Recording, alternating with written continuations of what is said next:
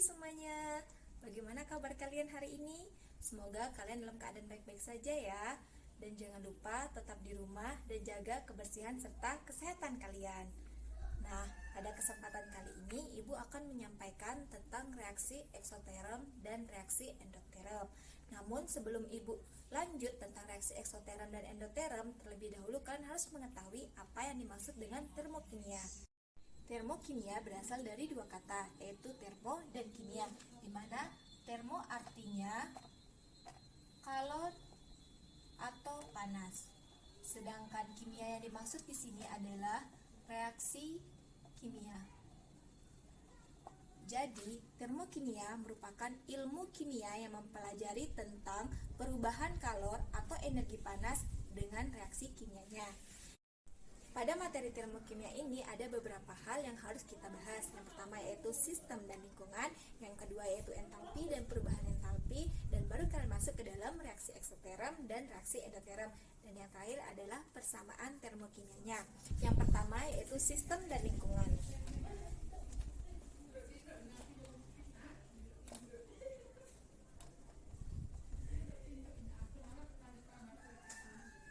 Ada yang tahu apa itu sistem? Baik. Sistem merupakan segala sesuatu yang diamati atau yang menjadi pusat perhatian. Nah, biasanya dalam ilmu kimia itu sistem diibaratkan sebagai reaksi kimia, di mana reaksi kimia itu terdiri dari reaktan atau reaksi dan produk atau hasil dari reaksinya. Nah, di luar produk dan reaktan tersebut merupakan suatu lingkungan atau segala sesuatu yang berada di luar sistem. Nah, contoh dari sistem dan lingkungan yaitu misalnya kita memiliki sebuah tabung reaksi yang berisi padatan NaOH dan larutan HCl. Nah, pada reaksi tersebut yang menjadi sistem adalah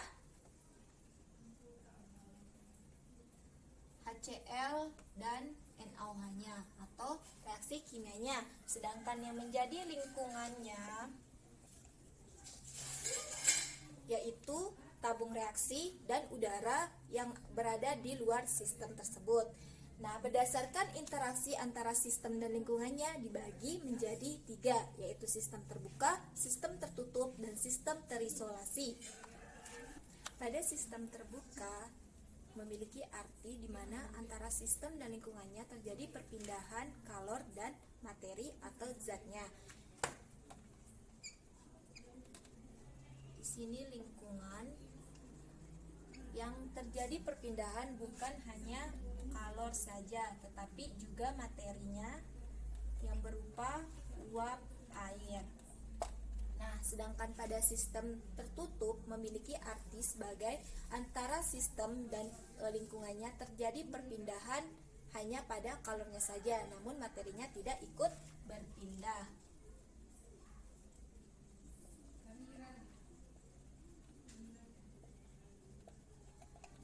Sedangkan pada sistem terisolasi tidak terjadi perpindahan baik itu kalor maupun materi antara sistem dan lingkungannya. Contohnya seperti penggunaan termos. Nah, sekarang kalian udah paham kan tentang sistem dan lingkungan? Selanjutnya kita akan membahas tentang entalpi dan perubahan entalpi. Beralih dari sistem dan lingkungan, selanjutnya kita akan membahas tentang entalpi dan perubahan entalpi. Ada yang tahu apa itu entalpi? Biasanya entalpi dilambangkan dengan huruf H besar atau sering disebut sebagai heat. Sedangkan perubahan entalpi dilambangkan sebagai delta H besar. Nah, perubahan entalpi diartikan sebagai jika suatu sistem mengalami perubahan energi pada keadaan tekanan tetap, maka perubahan kalor tersebut dianggap sebagai perubahan entalpi. Nah, di mana rumus dari perubahan entalpi yaitu H produk entalpi produk dikurangi entalpi reaktan. Sekarang kalian udah paham kan apa itu sistem dan lingkungan serta entalpi dan perubahan entalpi. Nah, selanjutnya bisa kalian masuk ke dalam reaksi eksoterm dan reaksi endoterm. Selanjutnya kita akan membahas tentang reaksi eksoterm dan reaksi endoterm, di mana misalkan sistem.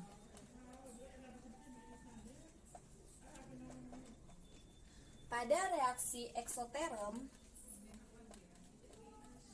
terjadi perpindahan energi dari sistem ke lingkungannya.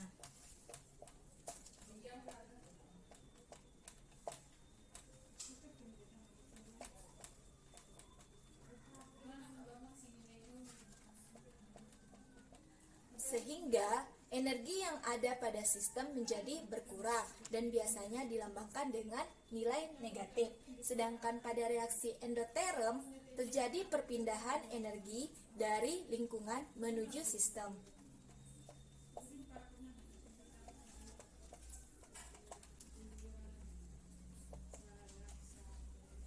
Sehingga energi yang ada pada sistem menjadi lebih besar. Nah, biasanya pada endoterm ini dilambangkan dengan tanda positif. Biasanya pada eksoterm ini dalam sebuah kalimat, kata endoterm biasa dijelaskan sebagai melepas, sedangkan pada endoterm biasa menggunakan kata menyerap atau menyerap energi. Selanjutnya, kita akan membahas tentang diagram energi pada reaksi eksoterm dan endoterm. Nah, pada gambar ini, di mana posisi sumbu Y merupakan tingkat energinya yang dilambangkan dengan huruf E besar. Nah, pada reaksi eksoterm, antara reaktan dan produk, di sini merupakan reaktan dan di sini produknya, memiliki tingkat energi yang berbeda. Reaktan sebelum membentuk suatu produk harus melewati atau mencapai yang disebut dengan kompleks teraktivasi, di mana nilai dari kompleks teraktivasi itu sama dengan energi aktivasi.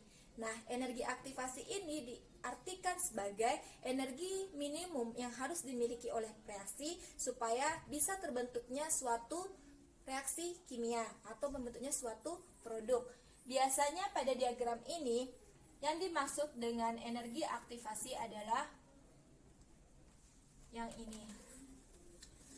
Nah, perhatikan diagram ini di mana posisi reaktan dan produk mengalami penurunan energi, sehingga terbentuknya suatu produk harus melepaskan energi. Melepasnya energi ditandai dengan tanda anak panah ke bawah dan delta H-nya bernilai negatif. Selanjutnya yaitu diagram energi pada reaksi endoterm, di mana posisi reaktan dan posisi produk. Pada reaksi endoterm tersebut juga harus melewati energi minimum yang diberikan supaya terbentuknya suatu produk. Reaksi-reaksi tersebut harus memiliki energi minimum supaya terbentuknya suatu produk. Nah, pada diagram ini dijelaskan bahwa posisi reaktan sampai terbentuknya suatu produk mengalami peningkatan energi, sehingga dalam membentuknya suatu produk, reaksi tersebut harus memerlukan atau menyerap sebuah energi dari lingkungannya. Menyerapnya energi dilambangkan dengan anak panah ke atas dan memiliki delta H bernilai positif. Pada reaksi eksoterm dibagi menjadi dua, yaitu reaksi eksoterm spontan dan reaksi eksoterm tidak spontan.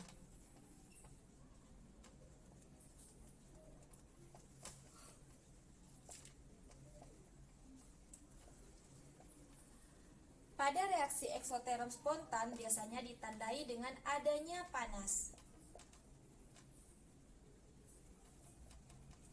Panas yang terbentuk merupakan panas alami dari hasil reaksi tersebut. Misalnya, ketika kita mereaksikan NaOH dengan HCl, maka akan terasa panas pada dinding tabung reaksi tersebut. Nah, sedangkan reaksi yang tidak spontan ini merupakan reaksi yang dipaksakan keluar energinya, seperti contohnya yaitu membekunya air.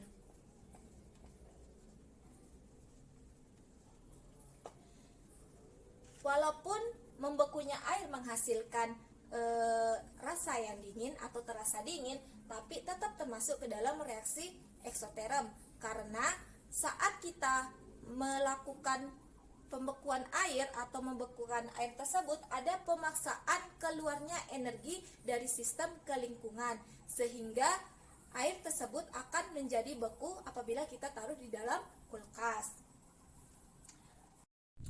Sedangkan pada reaksi endoterm pun dibagi menjadi dua, yaitu reaksi endoterm spontan dan reaksi endoterm tidak spontan. Di mana reaksi endoterm spontan ini ditandai dengan dingin atau hasil reaksinya pun menghasilkan dingin. Contohnya, ketika kita mereaksikan barium hidroksida dengan amonium klorida akan menghasilkan dinding pada tabung reaksinya. Nah, sedangkan endoterm yang tidak spontan pun sama konsepnya dengan eksoterm yang tidak spontan, yaitu adanya pemaksaan pengeluaran atau penyerapan energi. Namun dalam endoterm konsepnya yaitu adanya pemaksaan penyerapan energi. Contohnya, ketika kita mereaksikan suatu serbuk besi dengan serbuk belerang, begitu saja maka tidak terbentuknya suatu produk. Nah, ketika kita memberikan sedikit api atau reaksi antara serbuk besi dan serbuk belerang dipanaskan, maka akan terbentuknya suatu produk. Nah, pemanasan inilah yang akan membantu terjadinya penyerapan energi dalam reaksi tersebut. Terakhir yaitu kita akan membahas tentang persamaan termokimia, di mana pada kelas 10 kalian telah mempelajari tentang persamaan reaksi kimia. Nah, salah satu bagian dari persamaan reaksi kimia yaitu persamaan termokimia. Namun persamaan termokimia ini berbeda dengan persamaan reaksi biasanya, di mana persamaan termokimia memiliki arti sebagai persamaan setara yang meliputi keadaan fisik, jumlah zat, dan kalor yang menyertainya. Nah, bedanya dengan persamaan kimia yang lain yaitu ada kalor yang menyertai persamaan tersebut. Contohnya, pada persamaan ini ada 1 CH3OH dengan 1,5 oksigen gas menghasilkan 1 gas CO2 dan 2 H2O dalam bentuk gas dengan nilai delta H yaitu min 638 kJ. Namun dalam persamaan termokimia yang membedakan atau cirinya yaitu adanya perubahan entalpi. Yang ini merupakan perubahan entalpi. Adanya perubahan entalpi atau delta H.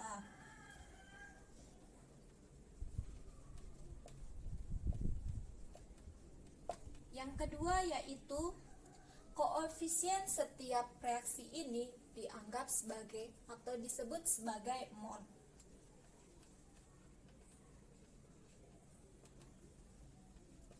Oleh karena itu, cara membaca dari persamaan termokimia ini adalah 1 mol larutan metanol bereaksi dengan 1,5 mol gas oksigen menghasilkan 1 mol gas karbon dioksida dan 2 mol gas H2O disertai dengan pelepasan energi sebesar 638 kJ. Ingat ya, apabila delta H-nya bernilai negatif maka dibaca melepaskan, sedangkan apabila delta H-nya bernilai positif maka dibaca menyerap.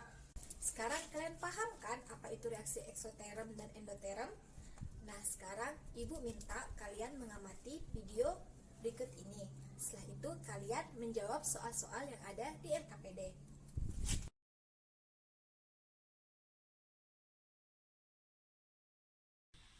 I am going to do today 2 experiments to demonstrate the exothermic and endothermic chemical reactions. So, first we are going to do an endothermic reaction where I add barium hydroxide and ammonium chloride together. So I'm going to put some barium hydroxide in this beaker.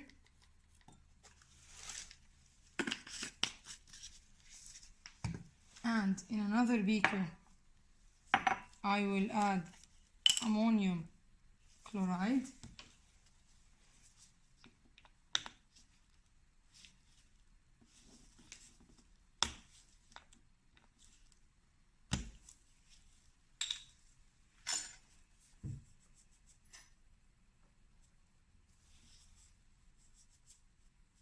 Okay. Before adding these two reactants together, I'm going to use a piece of wood and I'm going to make it wet. So I'll pour some water on it.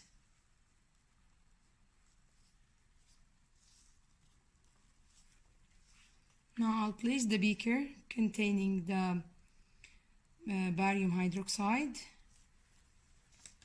I'm placing the temperature sensor to record the temperature before the beginning of the chemical reaction. It is now around 24 degrees Celsius. So now I'm going to add the ammonium chloride.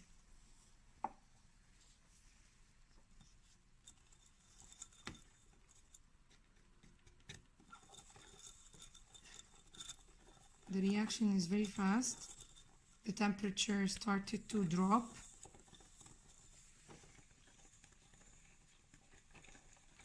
It's going to go below 0.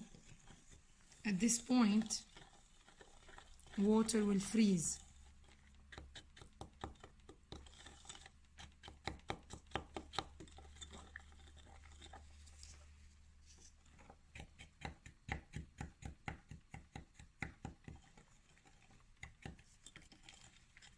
So it's like a white liquid now.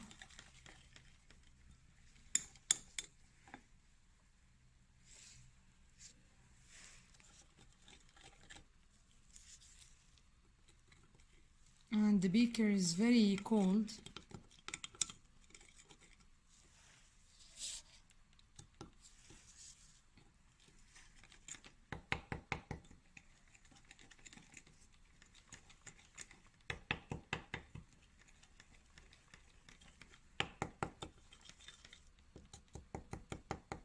The temperature keeps on dropping.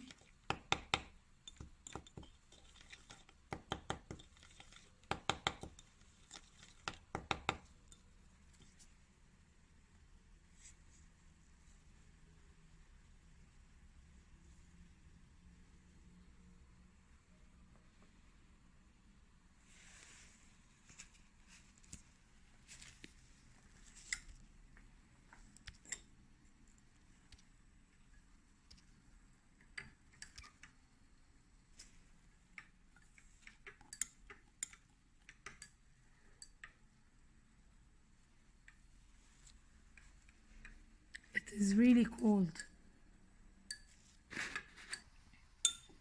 So now after the reaction finished, I'm going to lift this up, and I expect the water that was between the beaker and the piece of wood froze.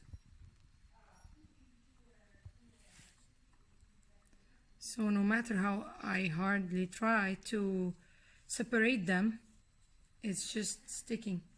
This is some water fell so here.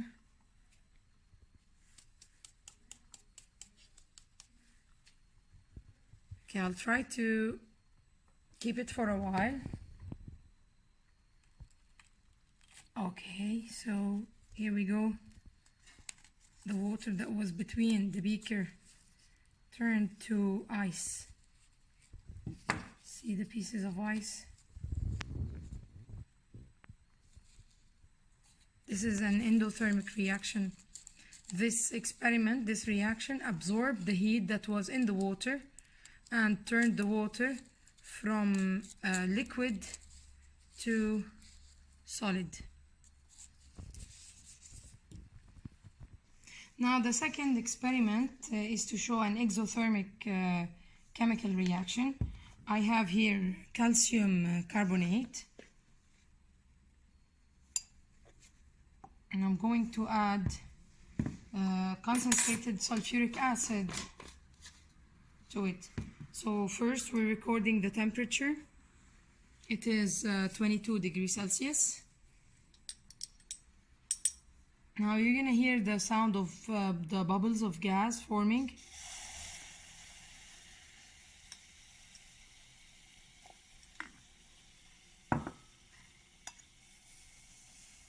It's turning, the beaker is turning hot, and the temperature is increasing. We remember we started 22 degrees Celsius. So this is also another example. This is an example to demonstrate an exothermic reaction.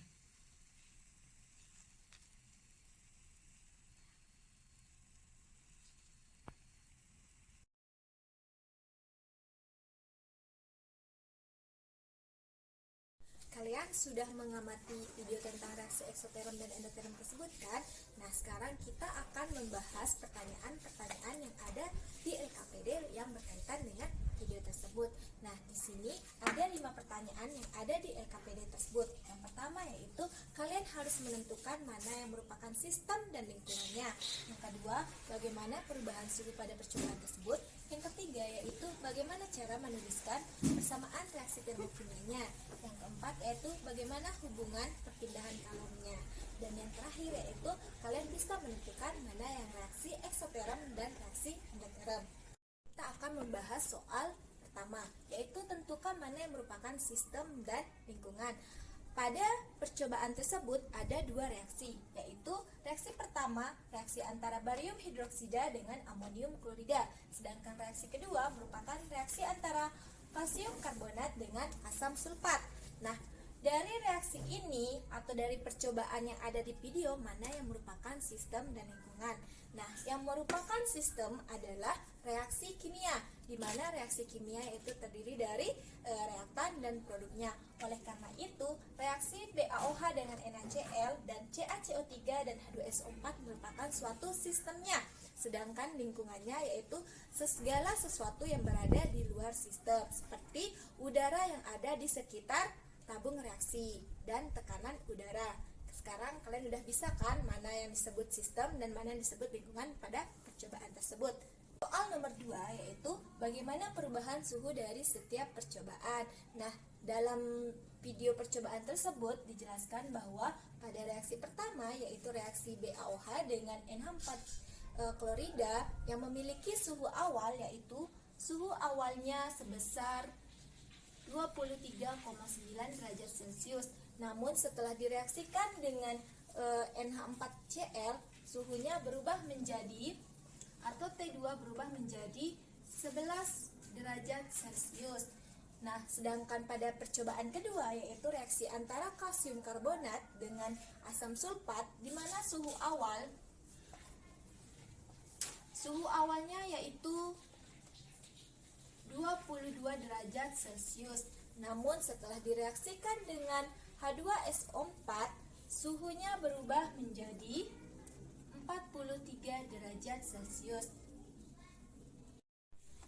Soal nomor 3 yaitu bagaimana persamaan reaksi termokimianya.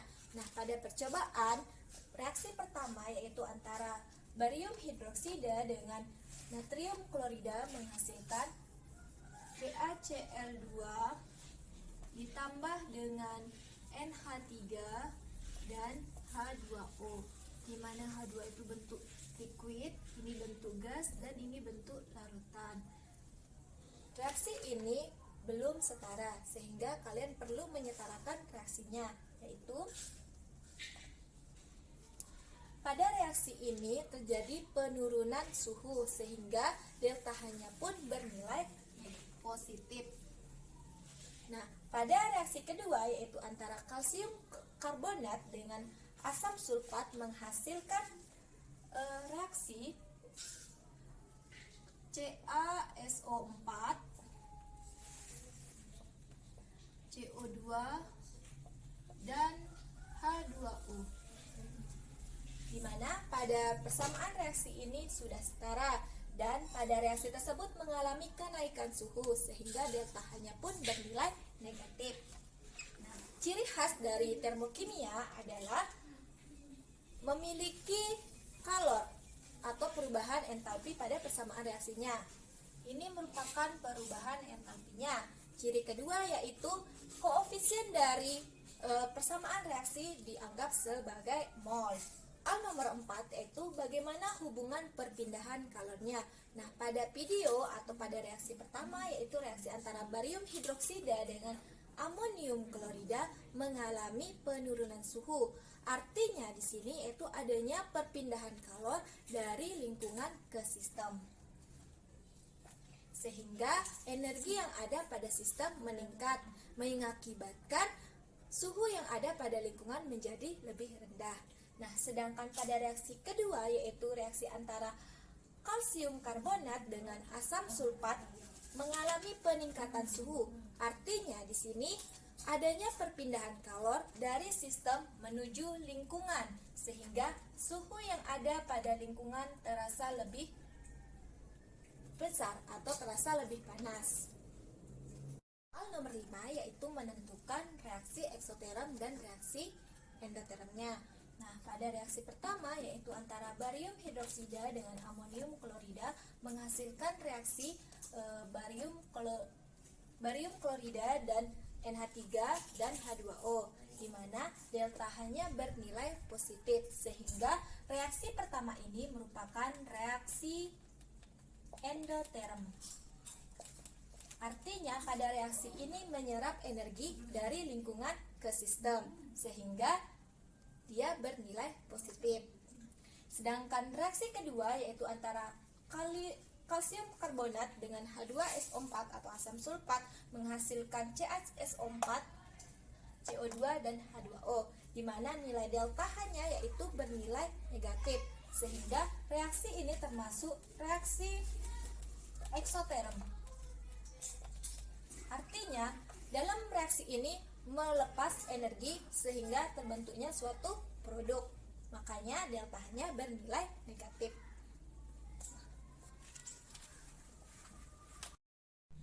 Sekarang kalian sudah paham kan apa itu reaksi eksoterm dan endoterm serta percobaan reaksinya? Nah, oleh karena itu Ibu akhiri ya untuk materi tentang reaksi eksoterm dan endoterm. Dan jangan lupa jaga kesehatan kalian, selalu cuci tangan yang bersih serta tetap di rumah. Assalamualaikum warahmatullahi wabarakatuh.